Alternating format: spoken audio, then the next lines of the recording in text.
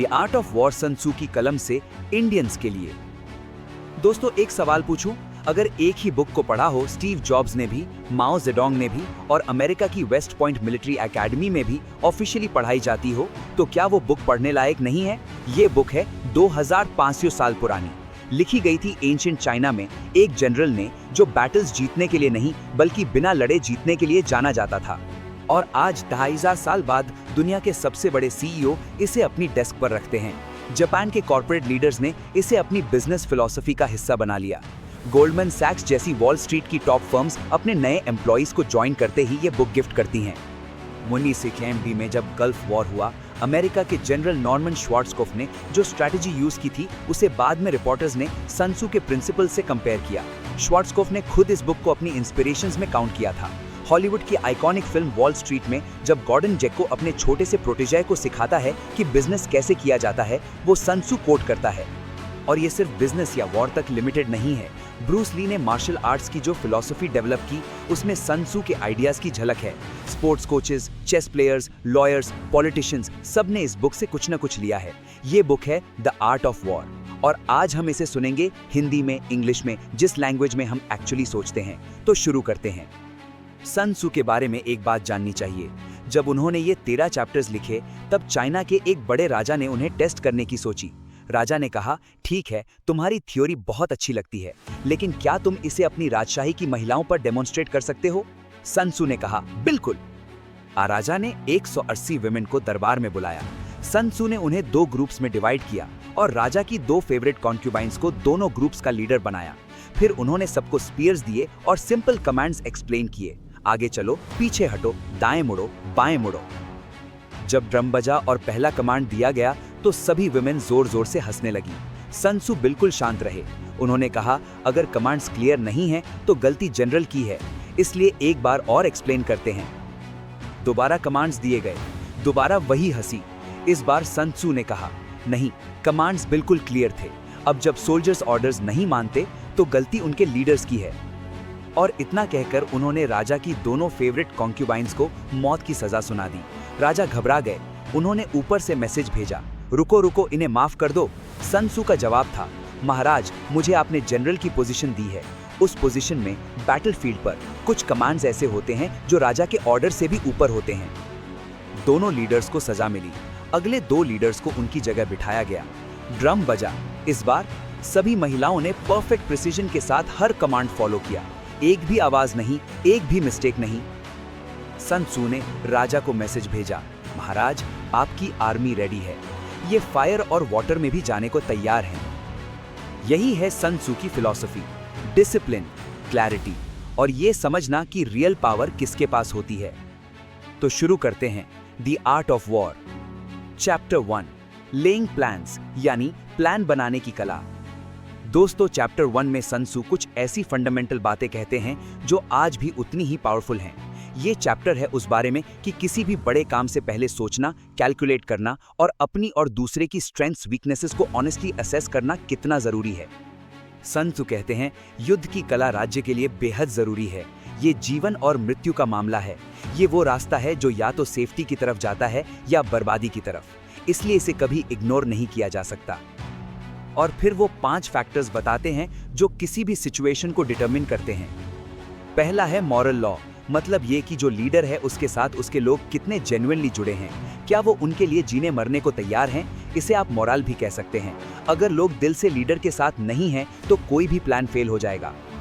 दूसरा है हेवन, यानी टाइम और सर्कमस्टेंस। मौसम कैसा है, दिन है या रात, सीजन कौन सा है, ये सब मैटर्स करता है। तीसरा है अर्थ, यानी ज्योग्राफी और ग्राउंड रियलिटी। दूरियां कितनी हैं, जगह सेफ है या डेंजरस, रास्ता खुला है या बंद। चौथा है द कमांडर, यानी लीडर खुद। एक अच्छे कमांडर में विजडम होनी चाहिए, सिंसेरिटी होनी चाहिए, बेनेवलेंस यानी दयालुपन होना चाहिए, करेज होनी चाहिए और स्ट्रिक्टनेस भी होनी चाहिए। पांचवा है मेथड एंड डिसिप्लिन, मतलब आर्मी को ऑर्गेनाइज कैसे किया गया है, रैंक्स और रिस्पॉन्सिबिलिटीज क्लियर हैं या नहीं, सप्लाईज का सिस्टम ठीक है या नहीं, एक्सपेंसेस कंट्रोल में है या नहीं। सन त्सू कहते हैं कि जो जनरल ये 5 फैक्टर्स को अच्छे से जानता है वो जीतेगा, जो नहीं जानता वो हारेगा। इसके बाद वो एक कंपैरिजन फ्रेमवर्क देते हैं जब भी दो साइड्स को कंपेयर करना हो तो ये 7 सवाल पूछो। किस रूलर का मोरल लॉ ज्यादा स्ट्रांग है, किस जनरल में ज्यादा एबिलिटी है, किसके पास हेवन और अर्थ का फायदा है, किसकी डिसिप्लिन ज्यादा स्ट्रांग है, किसकी आर्मी ज्यादा पावरफुल है, किसके सोल्जर्स और ऑफिसर्स बेटर ट्रेन्ड है, और किसके यहाँ रिवॉर्ड्स और पनिशमेंट्स ज्यादा कंसिस्टेंट हैं। इन 7 सवालों के जवाब दे दो, विक्ट्री और डिफीट की प्रिडिक्शन आसानी से हो जाती है। फिर सन त्सू एक बात कहते हैं जो शायद इस पूरी बुक की सबसे फेमस लाइन है, all warfare is based on deception. हर युद्ध डिसेप्शन पर बेस्ड है। जब तुम अटैक करने में केपेबल हो तो दिखाओ कि केपेबल नहीं हो। जब तुम अपनी फोर्सेस यूज कर रहे हो तो दिखाओ कि कुछ हो ही नहीं रहा। जब तुम पास हो दिखाओ कि दूर हो। जब दूर हो दिखाओ कि पास हो। दुश्मन को बेट दो, कंफ्यूजन में डालो। अगर वो स्ट्रांग है तो उससे बचो। अगर वो एंग्री और इम्पेशेंट है तो उसे और इरिटेट करो। अगर वो एरोगेंट है तो प्रिटेंड करो कि तुम वीक हो। अगर वो कंफर्टेबल और रेस्ट कर रहा है तो उसे रेस्ट मत करने दो। अगर उसकी फोर्सेस यूनाइटेड हैं तो उनमें डिवीजन डालो। और सबसे इंपॉर्टेंट, जब दुश्मन प्रिपेयर्ड नहीं है तब अटैक करो। वहां पहुंचो जहां उसे तुम्हारे आने की उम्मीद नहीं है। चैप्टर का एंड सन त्सू इस बात से करते हैं कि एक वाइज जनरल बैटल से पहले बहुत सारे कैलकुलेशंस कर लेता है। जो जनरल ज्यादा कैलकुलेशंस करता है वो जीतता है, जो कम करता है वो हारता है, और जो बिल्कुल नहीं करता उसके बारे में तो बात ही मत करो। रियल लाइफ में ये कैसे काम करता है ये सोचो। तुम कोई भी काम शुरू करने से पहले, चाहे वो जॉब इंटरव्यू हो, बिजनेस डील हो या कोई रिलेशनशिप हो, क्या तुमने 5 फैक्टर्स चेक किए? क्या तुम्हारे पास राइट सपोर्ट है, सही टाइमिंग है, सही एनवायरनमेंट है, राइट लीडर या मेंटोर है और प्रॉपर प्लान है? और क्या तुमने ऑनेस्टली कंपेयर किया है कि तुम किस पोजीशन में हो और सामने वाला किस पोजीशन में है? यही प्लानिंग है, यही चैप्टर 1 का सार है। चैप्टर 2, वेजिंग वॉर, यानी जंग लड़ने का रियल कॉस्ट। इस चैप्टर में सन त्सू कुछ ऐसी प्रैक्टिकल बात करते हैं जो आज भी हर बिजनेस ओनर, हर गवर्नमेंट, हर फैमिली को याद रखनी चाहिए। वो बात है, किसी भी काम को शुरू करने से पहले उसका रियल कॉस्ट समझो। सन त्सू एक एग्जाम्पल देते हैं अपने जमाने का। अगर तुम 10,000 सोल्जर्स के साथ 1000 ली दूर जाकर वॉर करना चाहते हो और तुम्हारे पास 1000 स्विफ्ट चैरियट्स हैं, 1000 हेवी चैरियट्स हैं, तो रोजाना का खर्च होगा 1000 आउंसेस ऑफ सिल्वर, यानी एक बहुत बड़ी आर्मी को फील्ड में रखना बेहद महंगा है। इसीलिए सन त्सू साफ कहते हैं, वॉर को जल्दी जीतो। अगर वॉर लॉन्ग खिंचता है तो तुम्हारे सोल्जर्स थक जाएंगे, उनके वेपन्स डल हो जाएंगे, उनका मोराल टूट जाएगा और तुम्हारी इकोनॉमी की कमर टूट जाएगी। और जब तुम एग्जॉस्टेड होगे तभी कोई और आकर तुम्हारी सिचुएशन का फायदा उठाएगा। इसलिए वो कहते हैं, किसी कंट्री को प्रोलॉन्ग्ड वॉर से कोई फायदा नहीं होता, कभी नहीं। एक स्मार्ट सोल्जर दूसरी बार फ्रेश सप्लाईज की डिमांड नहीं करता। वो एनिमी के रिसोर्सेज से ही काम चलाता है। दुश्मन की एक कार्ट सप्लाईज हमारी 20 कार्ट्स जितनी वैल्यूएबल है, क्योंकि हमें वो 20 कार्ट्स तो ट्रांसपोर्ट करनी पड़ती। और ये भी सोचो, जब वॉर होता है तो सिर्फ सोल्जर्स नहीं लड़ते, पूरा देश सफर करता है। खाना महंगा होता है, लोगों की इनकम कम होती है, टैक्सेस बढ़ते हैं। जितना लंबा वॉर उतना ज्यादा नुकसान आम लोगों को। फिर सन त्सू एक इंटरेस्टिंग पॉइंट बनाते हैं, कैप्चर्ड एनिमी सोल्जर्स को काइंडली ट्रीट करो, उनसे अच्छा व्यवहार करो, उनकी स्किल्स यूज करो, कैप्चर्ड चैरियट्स को अपने साथ जोड़ लो। मतलब दुश्मन को डिफीट करने के बाद उसकी स्ट्रेंथ को अपनी स्ट्रेंथ बना लो। The great object of war is victory, न कि लेंथी कैंपेन्स।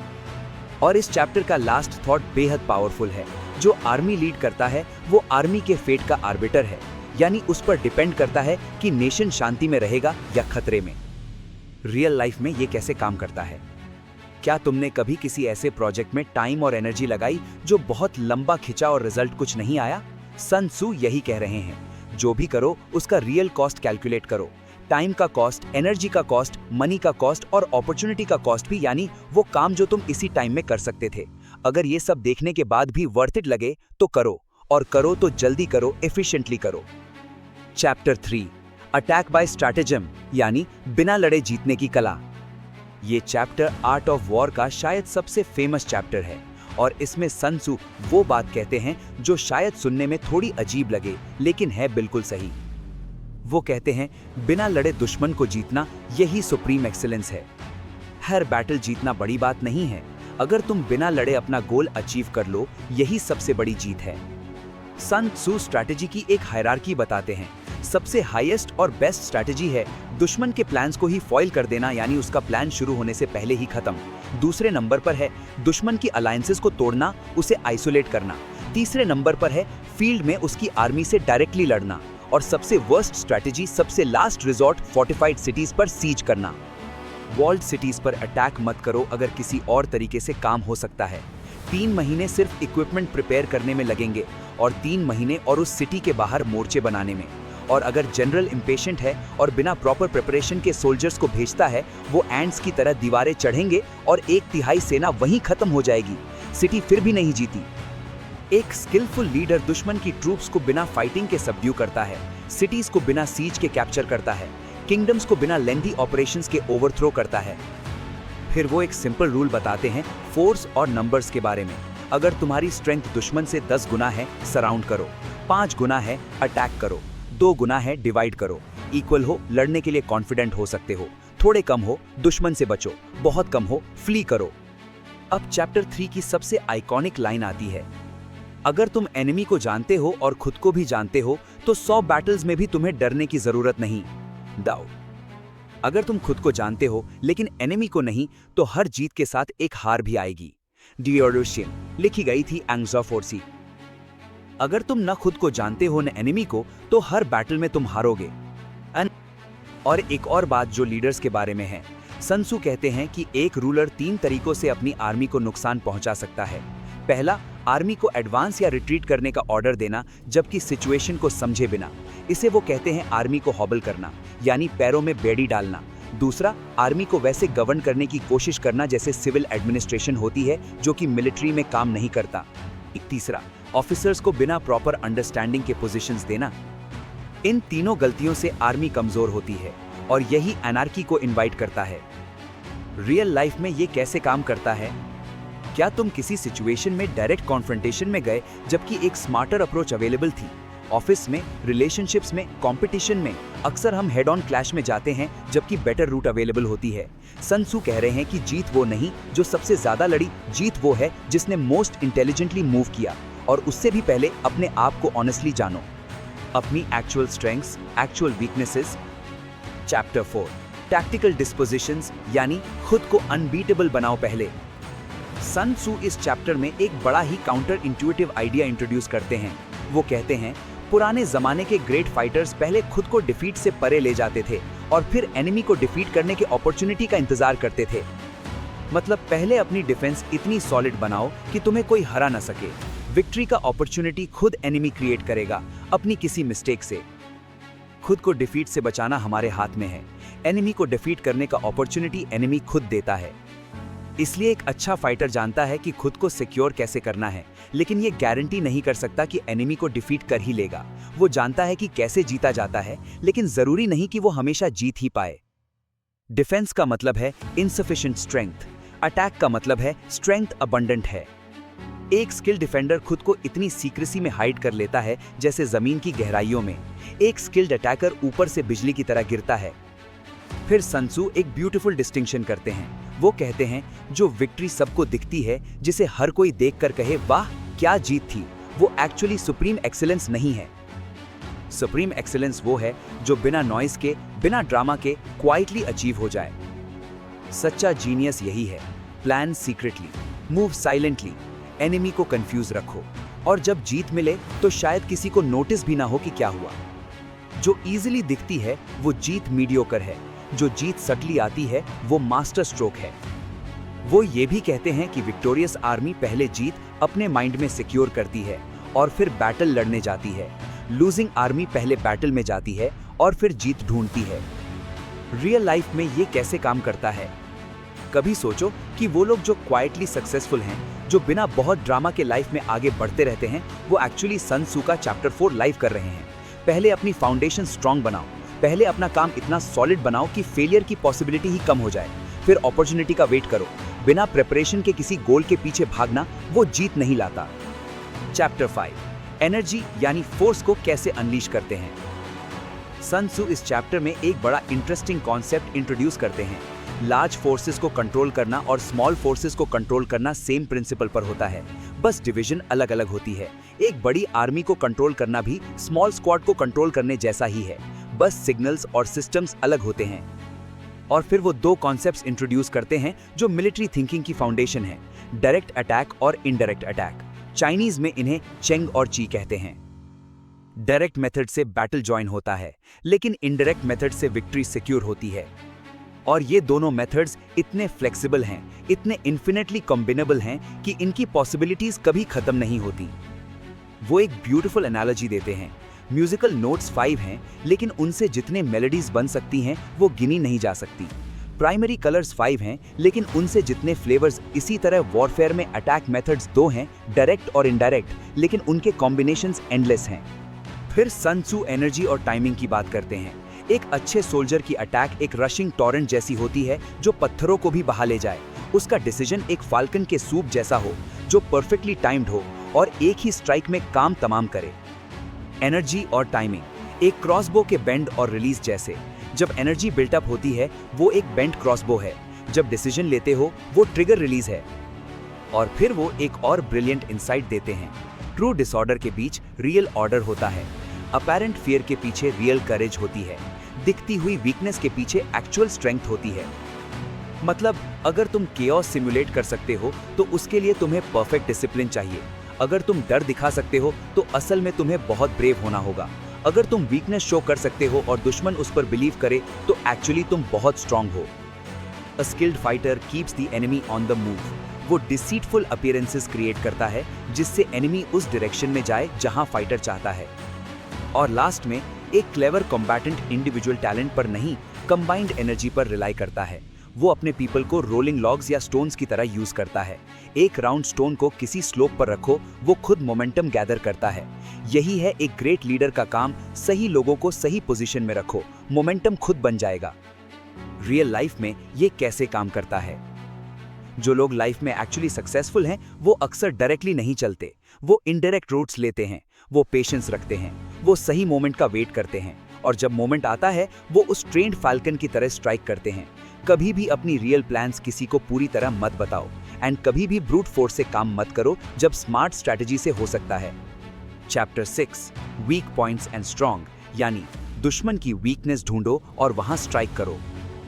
इस चैप्टर में सन त्सू एक बेहद प्रैक्टिकल प्रिंसिपल देते हैं, जो बैटलफील्ड पर पहले पहुंचे और दुश्मन का इंतजार करे वो फ्रेश रहेगा, जो लेट आए उसे हरीड और एग्जॉस्टेड होकर बैटल में जाना पड़ेगा। अ क्लेवर कॉम्बैटेंट अपनी विल एनिमी पर इंपोज करता है, वो एनिमी की विल को खुद पर इंपोज नहीं होने देता। मतलब तुम तय करो कि गेम कहां, कब और कैसे खेला जाएगा, दुश्मन को इसका मौका मत दो। अगर दुश्मन आराम में है उसे परेशान करो, अगर वो वेल फेड है सप्लाई रोको, अगर वो चैन से कैंप में बैठा है उसे मूव करने पर मजबूर करो। जहां दुश्मन डिफेंड करना नहीं चाहता वहां अटैक करो। जो पोजीशन तुम होल्ड करना चाहते हो उसे इतना स्ट्रांग बनाओ कि कोई अटैक ही ना करना चाहे। सन त्सू यहाँ एक ब्यूटीफुल मेटाफॉर यूज करते हैं। मिलिट्री टैक्टिक्स वाटर की तरह हैं। पानी नेचुरली हाई ग्राउंड से नीचे बहता है, स्ट्रांग जगहों को छोड़कर वीक जगहों की तरफ जाता है। उसी तरह वॉर में भी स्ट्रांग पॉइंट्स अवॉइड करो, वीक पॉइंट्स पर स्ट्राइक करो। और पानी का कोई फिक्स्ड शेप नहीं होता, वो हर कंटेनर के शेप में ढल जाता है। उसी तरह वॉर में भी कोई फिक्स्ड कंडीशंस नहीं होती। जो जनरल अपनी टैक्टिक्स को सिचुएशन के हिसाब से मॉडिफाई कर सके वही ट्रूली ग्रेट है। एक और पावरफुल कॉन्सेप्ट यहाँ आता है। अगर तुम पूरी आर्मी को एकजुट रख सकते हो जबकि एनिमी को अपनी फोर्सेस डिवाइड करनी पड़ रही हो तो तुम इफेक्टिवली मैनी हो और एनिमी फ्यू। इससे तुम कहीं भी इंफीरियर फोर्स को सुपीरियर नंबर से अटैक कर सकते हो। सबसे इंपॉर्टेंट बात जो सन त्सू यहाँ कहते हैं, वो जगह कभी रिवील मत करो जहां तुम एक्चुअली फाइट करने की प्लानिंग कर रहे हो। इससे एनिमी को हर जगह डिफेंड करनी पड़ेगी और हर जगह डिफेंड करने की कोशिश में वो एवरीवेयर वीक हो जाएगा। अगर वो अपनी वैन को स्ट्रेंथन करेगा, रियर कमजोर होगा। अगर रियर स्ट्रेंथन करेगा, फ्रंट कमजोर होगा। अगर लेफ्ट स्ट्रेंथन करेगा, राइट कमजोर होगा। जो हर जगह डिफेंड करने की कोशिश करता है वो हर जगह वीक होता है। रियल लाइफ में ये कैसे काम करता है? कंपटीशन में, करियर में या किसी भी चैलेंज में अपनी स्ट्रेंथ्स को वहां फोकस करो जहां सामने वाले की एक्चुअल वीकनेस है। जहां वो स्ट्रांग है वहां डायरेक्टली मत जाओ और खुद की रियल प्लान्स कभी पूरी तरह पब्लिकली अनाउंस मत करो। मिस्ट्री पावर देती है। चैप्टर 7 मैन्यूवरिंग यानी मूवमेंट की कला। सन त्सू कहते हैं कि वॉर में जनरल अपने ऑर्डर सॉवरेन से रिसीव करता है, आर्मी कलेक्ट करता है, फोर्सेस कंसंट्रेट करता है, लेकिन सबसे डिफिकल्ट टास्क है टैक्टिकल मैन्यूवरिंग। मैन्यूवरिंग की डिफिकल्टी यही है कि जो डीवियस रूट है उसे डायरेक्ट बनाना और जो मिसफॉर्चून है उसे गेन में कन्वर्ट करना। वो एक एग्जाम्पल देते हैं, अगर एनिमी को तुम्हारे इंटेंशंस का पता है तो उसे एक लंबा सर्किटस रूट दिखाओ और खुद एक शॉर्टर रूट से पहले पहुंच जाओ। यही है डिविएशन की आर्ट। लेकिन ध्यान रहे, एक ट्रेन डिसिप्लिन्ड आर्मी के साथ मैन्यूवरिंग एडवांटेजेस है, लेकिन एक अनडिसिप्लिन्ड मॉब के साथ मैन्यूवरिंग बेहद डेंजरस है। कुछ नंबर्स देते हैं सन त्सू। अगर तुम अपने सोल्जर्स को पूरे आर्मर में सॉली मार्च करवाओ तो तीनों डिविजन्स के लीडर्स एनिमी के हाथ लग जाएंगे, स्ट्रॉन्गेस्ट लोग आगे पहुंचेंगे, ज्यादा थके हुए पीछे रह जाएंगे और तुम्हारी सिर्फ 1/10वीं आर्मी वहां पहुंचेगी। इसलिए बिना सप्लाईज के आर्मी नहीं चल सकती, बिना फूड के नहीं चल सकती, बिना बेस के नहीं चल सकती। और आगे बढ़ने से पहले तुम्हें पड़ोसी राज्यों के इंटेंशंस पता होने चाहिए, कंट्री की ज्योग्राफी जाननी चाहिए, माउंटेन्स, फॉरेस्ट, स्वॉम्प्स, पासेस और लोकल गाइड्स की मदद लेनी चाहिए।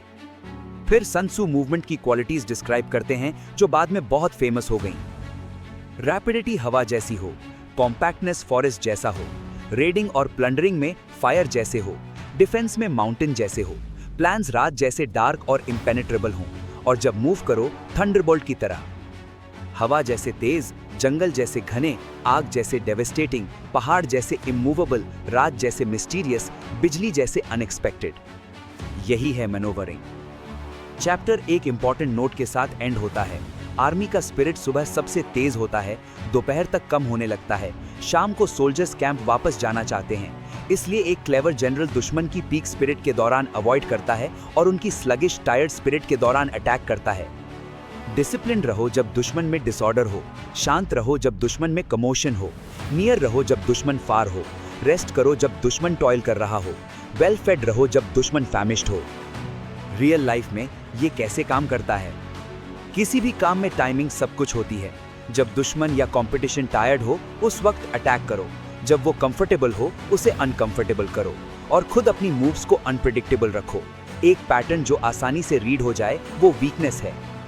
चैप्टर 8 वेरिएशन ऑफ टैक्टिक्स यानी रूल्स को सिचुएशन के हिसाब से मॉडिफाई करो। ये एक छोटा लेकिन बेहद पावरफुल चैप्टर है। सन त्सू यहाँ कहते हैं कि एक जनरल को सिचुएशंस के हिसाब से अपनी टैक्टिक्स वैरी करनी आनी चाहिए। कुछ रोड्स हैं जिन पर चलना नहीं चाहिए, कुछ आर्मीज हैं जिन पर अटैक नहीं करना चाहिए, कुछ सिटीज हैं जिन्हें बिसीज नहीं करना चाहिए, कुछ पोजीशंस हैं जिनके लिए लड़ना नहीं चाहिए और कुछ सॉवरेन के ऑर्डर्स हैं जिन्हें फॉलो नहीं करना चाहिए। ये लास्ट पॉइंट बहुत इंटरेस्टिंग है। सन त्सू कह रहे हैं कि एक जनरल को इतनी अथॉरिटी होनी चाहिए कि जब मिलिट्री नेसेसिटी हो तो वो रूलर के ऑर्डर्स को भी ओवरराइड कर सके।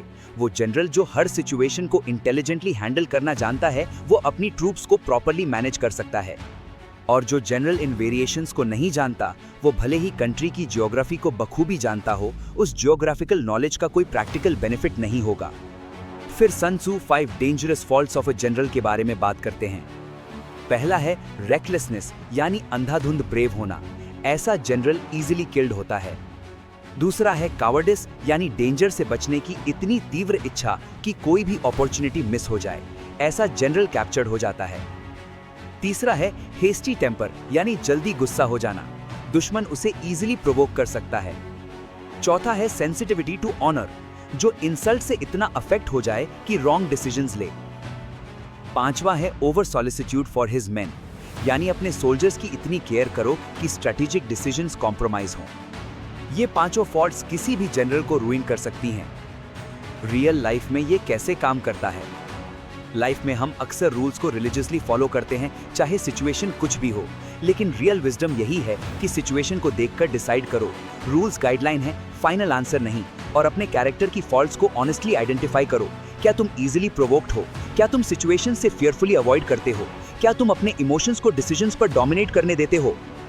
Chapter 9 the army on the march यानी जाते जाते क्या ऑब्जर्व करते हैं। ये चैप्टर बेहद प्रैक्टिकल है। सन त्सू यहाँ बात करते हैं कि मार्च करते वक्त क्या ध्यान रखना चाहिए और एनिमी के साइंस कैसे रीड करने चाहिए। माउंटेन्स में मार्च करते हो तो वैलीज के पास रहो जहां सप्लाईज और वाटर मिल सके। हाई प्लेसेस पर कैंप करो, सनलिट जगहों पर। ऊंचे ग्राउंड से लड़ने के लिए चढ़ाई मत करो।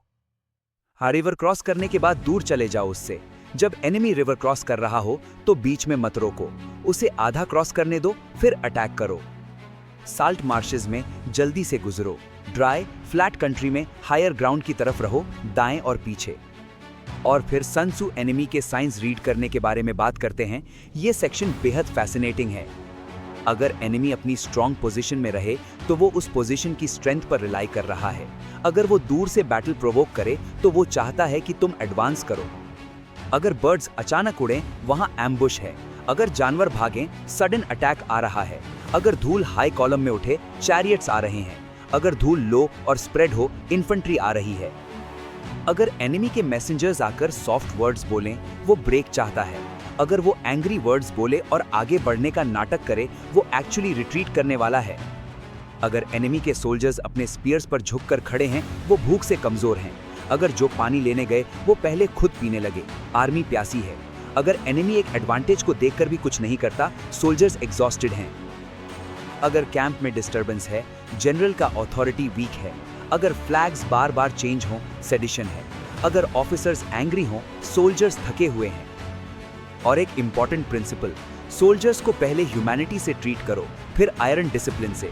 यही विक्ट्री का रास्ता है। अगर तुम सॉफ्ट हो लेकिन अथॉरिटी नहीं है, काइंड हो लेकिन कमांड्स इन्फोर्स नहीं करते, तो तुम्हारे सोल्जर्स स्पॉइल्ड चिल्ड्रन जैसे होंगे जो किसी काम के नहीं। रियल लाइफ में ये कैसे काम करता है? जो दिखता है वो जरूरी नहीं कि सच हो। लोगों के बिहेवियर को केयरफुली ऑब्जर्व करो। उनके वर्ड्स से ज्यादा उनके एक्शंस बताते हैं।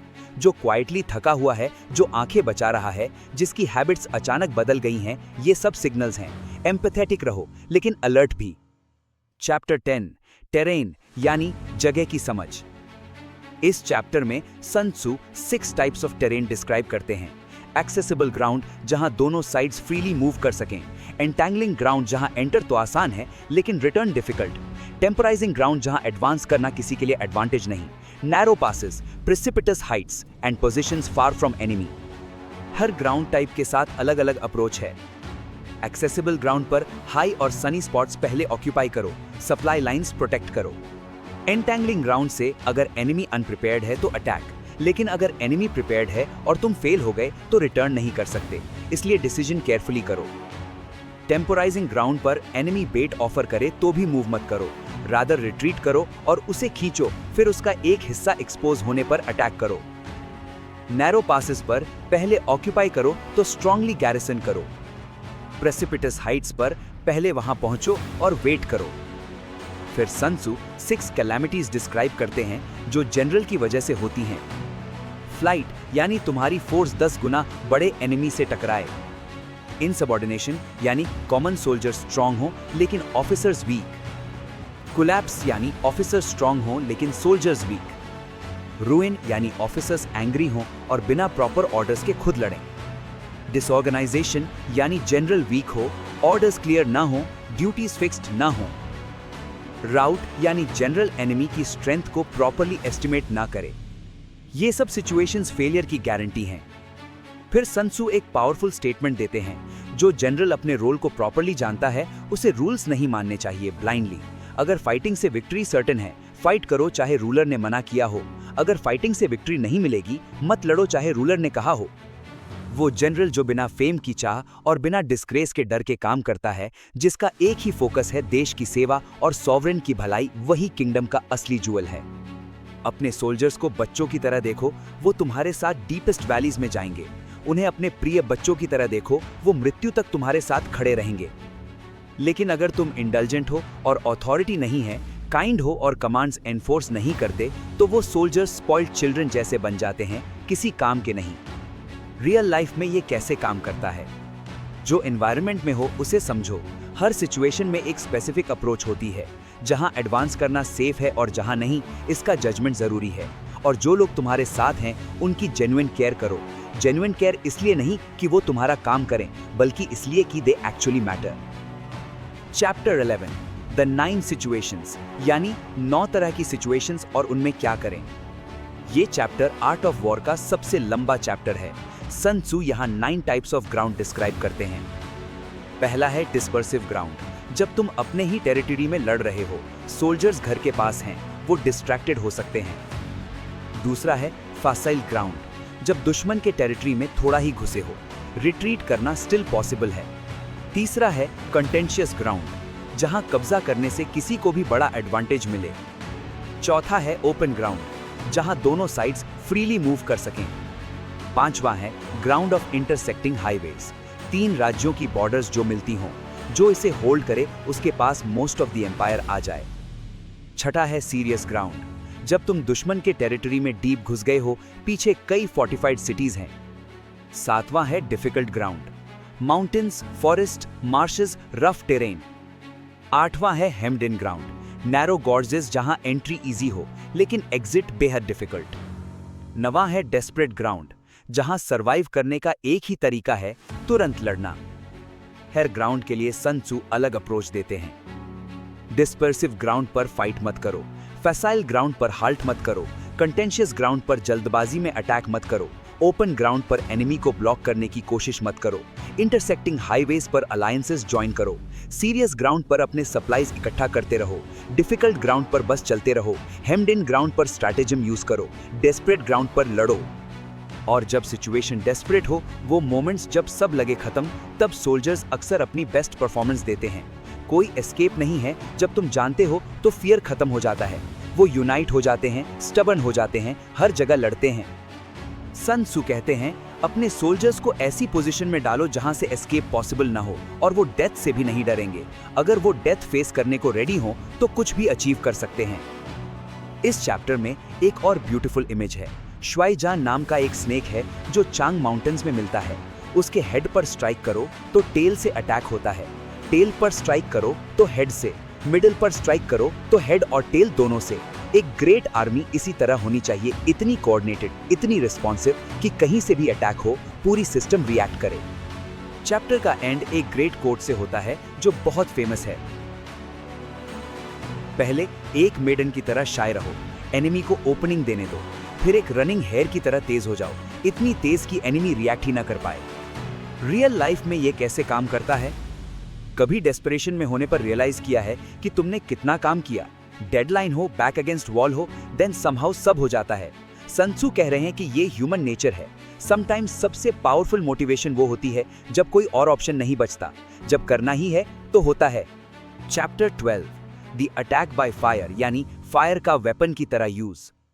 ये चैप्टर थोड़ा डिफरेंट है। सन त्सू यहाँ लिटरली फायर का use as a weapon discuss करते हैं, लेकिन इसके आखिरी हिस्से में जो सीख है वो बहुत प्रोफाउंड है। फायर अटैक्स 5 प्रकार की होती हैं। पहली, सोल्जर्स को उनके कैंप में जलाओ। दूसरी, उनके स्टोर्स जलाओ। तीसरी, उनकी बैगेज ट्रेन्स जलाओ। चौथी, उनके आर्सनल्स और मैगजीन्स जलाओ। पांचवी, फायर को डायरेक्टली एनिमी की लाइंस में ड्रॉप करो। फायर अटैक के लिए प्रॉपर कंडीशंस चाहिए। वेदर ड्राई होना चाहिए, सर्टेन स्पेशल डेज होने चाहिए जब हवा तेज चलती हो।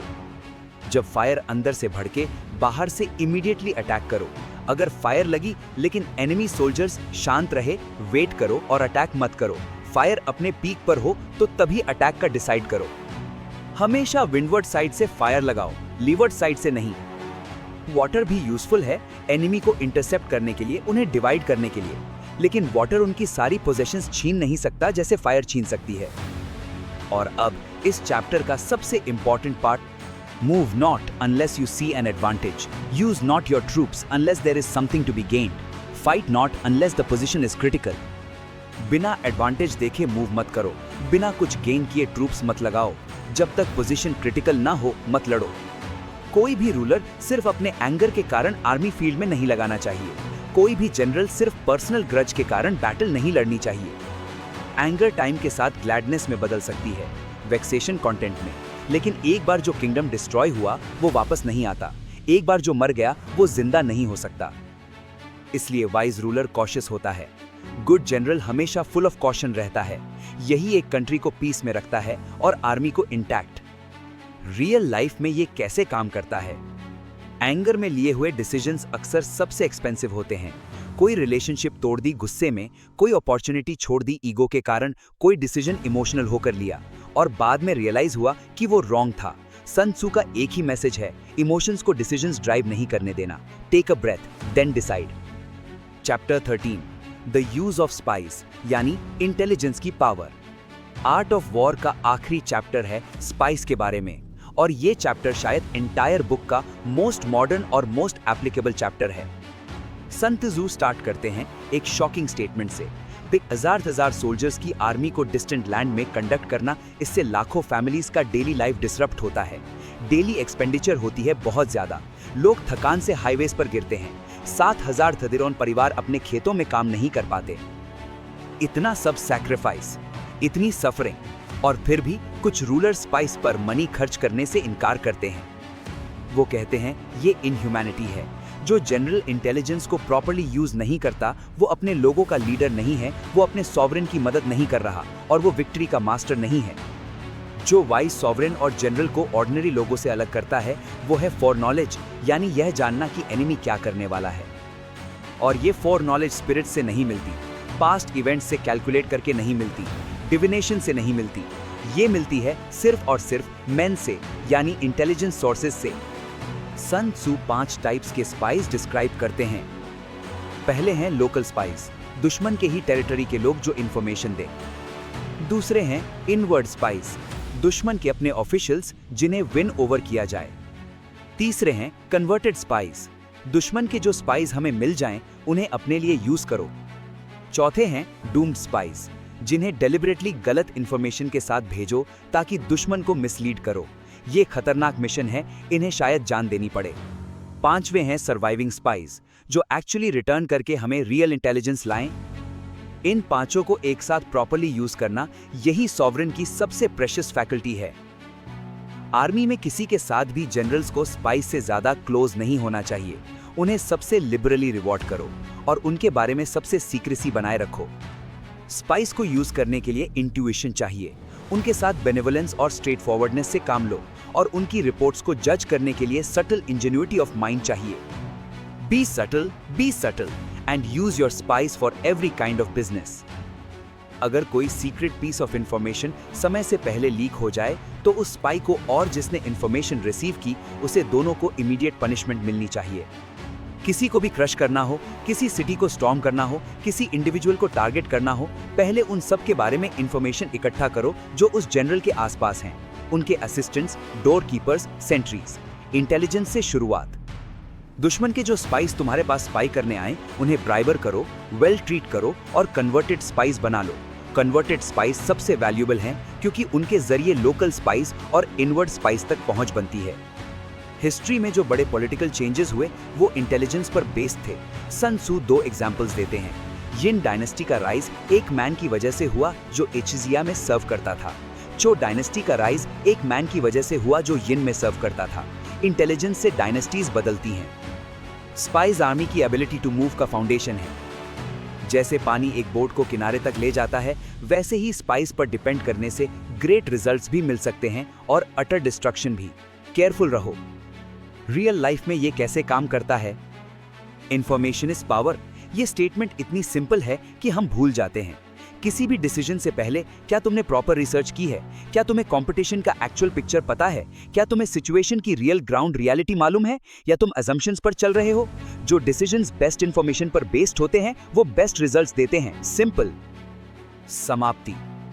दोस्तों, ये था सन त्सू की आर्ट ऑफ वॉर।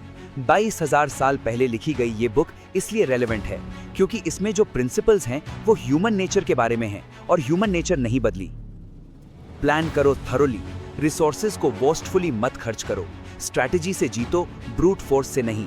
खुद को और दूसरों को जानो, टाइमिंग को समझो, इंफॉर्मेशन को वैल्यू दो, डिसिप्लिन रखो, इमोशंस को डिसीजंस पर रूल नहीं करने दो, और जब डेस्परेट हो तो सबसे ब्रेव हो। ये सब लाइफ ऑफ वॉर के लेसन्स नहीं हैं, ये लाइफ के लेसन्स हैं। तब तक के लिए टेक केयर।